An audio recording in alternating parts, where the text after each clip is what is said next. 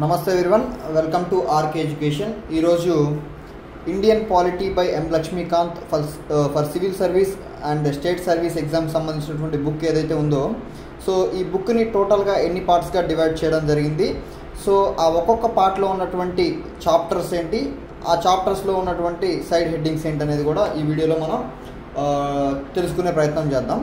So మొదటిసారిగా మీరు మన ఛానల్ చూసినట్లయితే మన ఛానల్లో వివిధ రకాల కాంపిటేటివ్ ఎగ్జామ్స్, అదేవిధంగా కెరీర్ ఆప్షన్కి సంబంధించినటువంటి A to Z ఇన్ఫర్మేషన్ అనేది అందించడం జరుగుతుంది. సో మీరు ఎవరైనా కాంపిటేటివ్ ఎగ్జామ్స్ ప్రిపేర్ అవుతున్నట్టయితే మన ఛానల్ సబ్స్క్రైబ్ చేసుకోండి, సో దట్ మీకు ఎంతగానో మన ఛానల్ ఉపయోగపడుతుంది. So without doing any let's get into the video. So first part వచ్చేసరికి కాన్స్టిట్యూషనల్ ఫ్రేమ్వర్క్. సో కాన్స్టిట్యూషనల్ ఫ్రేమ్వర్క్లో వచ్చేసరికి సో ఇక చూద్దాం చాప్టర్స్ ఏమేమి ఉన్నాయి అనేది.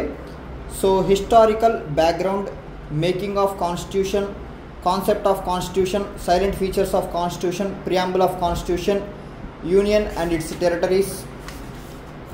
సో నెక్స్ట్ వచ్చేసరికి citizenship, fundamental rights, directive principles of state policy, fundamental duties, amendments of constitution, basic structure of constitution. So 12 chapters ఉన్నాయన్నమాట ఫస్ట్ పార్ట్లో. సో అలా 13 పార్ట్స్ ఉన్నాయి.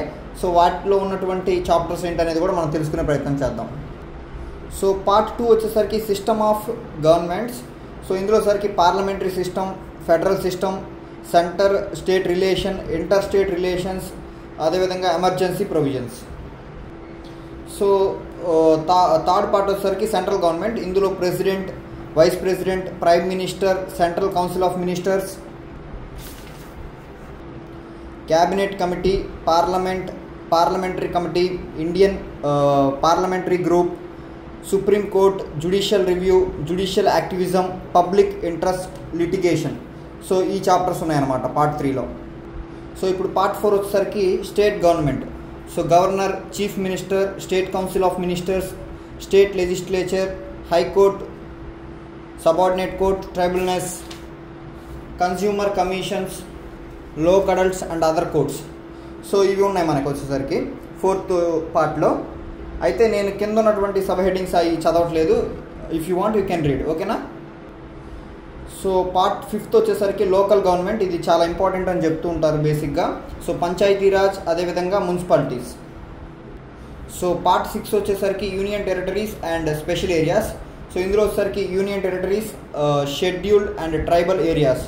సో ఇందులో ఉన్నటువంటి చాప్టర్స్ అయితే ఇవి. నెక్స్ట్ వచ్చేసరికి సో పార్ట్ 7 వచ్చేసరికి constitutional bodies. So election commission, union public service commission, state public service commission, finance commission, goods and service taxes council, national commission for ఎస్సీస్, national commission for STs, national commission for BCs, special officer for